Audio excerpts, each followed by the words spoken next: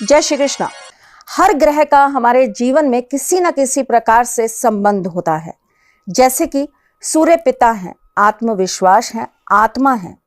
चंद्रमा माँ है तो मन है, प्रेम है। चंद्रमा हमारे मन में उत्पन्न हो रही फीलिंग्स हैं, इमोशंस हैं। मंगल अगर हमें आत्मविश्वास देता है, कॉन्फिडेंस देता है, तो साथ ही साथ में हमें जमीन भी देता है। बुध अगर बहन बेटी का कारक है, साली का कारक है, तो जीवन के अंदर वाणी का, कन्वर्सेशन का, कम्युनिकेशन का भी कारक बनता है। गुरु अगर हमारे जीवन के अंदर टीचर का काम करते हैं, तो साथ ही साथ में गुरु हमारी गृहस्थी के अंदर भी, गृहस्थ जीवन में भी एक अहम भूमिका निभाते हैं। गुरु बृहस्पति जिसका अच्छा होता है, ऐसा इंसान सात्विक होता है और जीवन के अंदर अध्यात्म में अपनी रुचि रखता है और अध्यात्म के क्षेत्र में हमेशा अपने आप को कार्यरत रखता है। कुछ ना कुछ ईश्वर के नाम पर दान पुण्य करता ही रहता है। उसी प्रकार शुक्र अगर भोग है, विलासता है, तो प्रेम भी है, रोमांस भी है, आपके वैवाहिक जीवन का आधार भी है, एक सच्चा प्यार भी है और एक स्त्री द्वारा आपके जीवन को बनाने या बिगाड़ने का कारण भी है।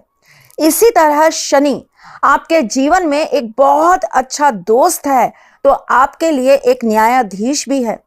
जब कभी भी आपके बुरे कर्म होंगे वो आपको दंड देगा, लेकिन अगर आपके कर्म अच्छे हुए तो वो आपके भाग्य को ना देखते हुए आपको बहुत कुछ अपनी तरफ से आशीर्वाद स्वरूप प्रदान कर देंगे। ग्रह हमारे जीवन में अनगिनत चीजों के साथ बाध्य होते हैं, फिर चाहे वो हमारे हाथ की उंगलियां हो, सिर के बाल हो, आंखें हो, नाक हो, कान हो। मैं आपको अपने हर वीडियो के अंदर ग्रहों का आपके जीवन में क्या आधार है, उनका क्या संबंध है, इस बारे में बताती रहती हूँ। लेकिन आज मैं आपको कुछ अद्भुत बताने आई हूँ, कुछ ऐसा जिससे मुझे बहुत सारे लोगों ने पूछा ये कैसे होता है, ये कैसे काम करता है। तो आज मैं आपको इस विषय पर जानकारी दूंगी। ऐसा कहते हैं कि अति हर चीज की बुरी होती है। अति का मतलब होता है किसी भी चीज में जब हम बार बार उस चीज को करने के लिए पागलपन दिखा देते हैं, जुनूनियत दिखा देते हैं, तो वो हमारे राहु को एक्टिव कर देती है। राहु एक भ्रम, एक ऐसी दुनिया जो कभी हकीकत में बदल ही नहीं सकती, जो सिर्फ दिखावा है, जो छल है।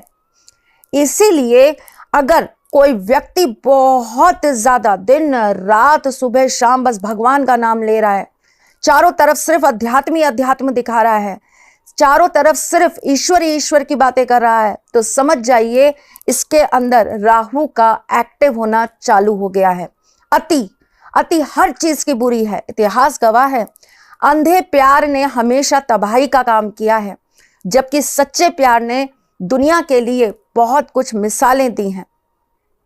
जब अंधा प्रेम आया है तब इंसान का पतन हुआ है। अति हर चीज की बुरी होती है। जो लोग बहुत पढ़ते रहते हैं, उनका दिमागी संतुलन एक समय के बाद खराब होने लगता है, बहकी बातें करने लगते हैं, उनके दिमाग के अंदर एक केमिकल लोचा चालू हो जाता है जो कि राहु है। इसी प्रकार कोई व्यक्ति बार बार टोना टोटका तंत्र मंत्र करता है, तो उससे कभी भी उसको वो चीज पूरी होती हुई नहीं मिलती, उसकी इच्छाओं की पूर्ति नहीं होती, वो कभी भी ईश्वर के करीब नहीं जा पाता, बल्कि भटकता रह जाता है, भ्रम में आ जाता है और उसके जीवन में कभी कुछ सही नहीं हो पाता। इसीलिए हर बार मैं यही आपको समझाती हूं कि गुरु एक रखिए, उसका ज्ञान एक रखिए और उस पर विश्वास भी अपना एक ही रखिए। जो लोग भटकते हैं ना, वो कभी कहीं के नहीं रहते। इसीलिए ऐसा कहा जाता है, ऐसा कहा नहीं जाता, मुझसे बहुत लोग क्वेश्चन भी करते हैं इस चीज को लेकर कि हमारे आराध्य कौन है, हमें किसकी पूजा करनी चाहिए, हमें किसे अपना देवता मानना चाहिए, हमारी कुंडली के अनुसार बताइए। अब आप कहेंगे कि आप क्या बताएंगे? नहीं, ये हम ही बताएंगे। क्यों बताएंगे? अगर आपकी कुंडली के अंदर आपके पंचम नवम भाव के स्वामी आपके ग्रहों अनुसार जो बन रहे होंगे, वही आपके आराध्य हो जाएंगे। पंचम भाव आपका पिछला जन्म, आपका पुण्य, आपके पिछले कर्म, और नवम भाव आपके पितृ, आपके देवता, आपका भाग्य, आपका धर्म। इन दोनों को कैलकुलेट करने के बाद, इनके नक्षत्रों को कैलकुलेट करने के बाद, इनकी राशियों को कैलकुलेट करने के बाद, इनकी डिग्रियों को निकालने के बाद जो चीज सामने आती है उसके आधार पर ज्योतिष के अनुसार आपको बताया जाता है कि आपके इष्ट देव कौन होंगे। अब आप एक बात और समझिए, मुझे मालूम है मेरे इष्ट देव मेरे ठाकुर जी हैं, मैं उन्हें बहुत मानती हूं। अब मुझे कोई चीज उनसे पूर्ति करवानी है, मुझे कोई एक मन में इच्छा है जो मैं चाहती हूं कि मेरी पूरी हो जाए उनसे, तो मैं क्या करूंगी, मैं अपने आराध्य को एक बार वो चीज बोलूंगी और उसके बाद मैं उन पर छोड़ दूंगी कि हे प्रभु, ये काम है, आपको देखना है कैसे होगा, आप जानो, कर दीजिएगा, मैं आपके अधीन हूं, तो मेरा काम होगा ही होगा। क्यों होगा? पहली चीज, मेरे मन में बहुत पॉजिटिविटी थी, विश्वास था, और दूसरी चीज, मेरे अंदर उस काम को होने का एक समर्पण था जो मैंने अपने इष्ट को, अपने आराध्य को दे दिया। लोग ईश्वर की पूजा तो करते हैं, ईश्वर के मंदिर भी जाते हैं, फिर भी वहां पर एक क्वेश्चन मार्क जरूर रखते हैं, पता नहीं काम होगा या नहीं होगा। बस आपका काम कभी नहीं होगा। आपने जहां ये क्वेश्चन मार्क लगाया, ईश्वर ने कहा अब तू इस वाली लाइन से हट जा, अब वहां खड़ा हो जा जहां तेरा काम कभी नहीं होगा। तो यहां आपको अपने ग्रहों के साथ कभी छेड़छाड़ नहीं करनी चाहिए, अति किसी चीज की नहीं करनी चाहिए और निराश किसी चीज में नहीं होना चाहिए। मन को और अपनी सोच को संतुलित करके उपाय करिए, फिर देखिए आपका काम कैसे नहीं होता।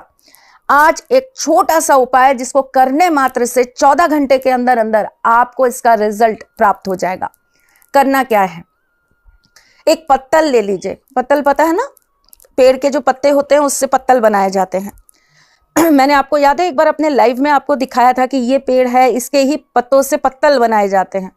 पुराना जाकर देखना बेटा, शॉर्ट में है, आपको पता लगेगा। उस पत्तल के ऊपर आप अच्छी से फूल बिखेर दीजिए, गुलाब के चाहे आप गेंदे के, पत्तियां बिखेरिएगा, फूल मत, उसके डंठल नहीं चाहिए, पत्तियां बिखेर दीजिए। उसके ऊपर आप थोड़ा सा इत्र छिड़क दीजिए, 5 सफेद बर्फी रख दीजिए और साथ में 5 बादाम उस बर्फी के ऊपर लगा दीजिए।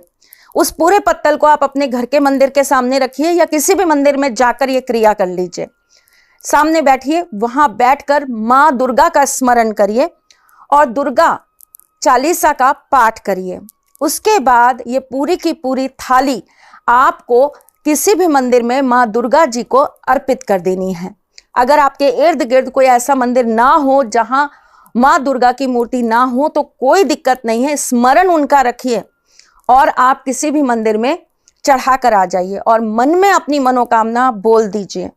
गारंटी बोल रही हूं मैं आपको, 14 घंटे के अंदर अंदर आपकी इच्छा कैसे पूर्ति होगी उसका रास्ता अपने आप आपको मिल जाएगा। हो सकता है 14 घंटे में आपकी इच्छा ही पूर्ति हो जाएगी तो ठाकुर जी का धन्यवाद करते हुए यहाँ पे कमेंट्स में जरूर लिखिएगा। मैं फिर आऊंगी कुछ नया, कुछ अलग, कुछ अद्भुत लेके। तब तक के लिए मुस्कुराते रहिएगा, रिश्तों में मजबूती बना के रखिएगा, ख्याल रखिएगा अपना और उनका जिनसे आप प्यार करते हैं। मैं जल्द आपसे मिलने आऊंगी, तब तक के लिए राधे कृष्णा।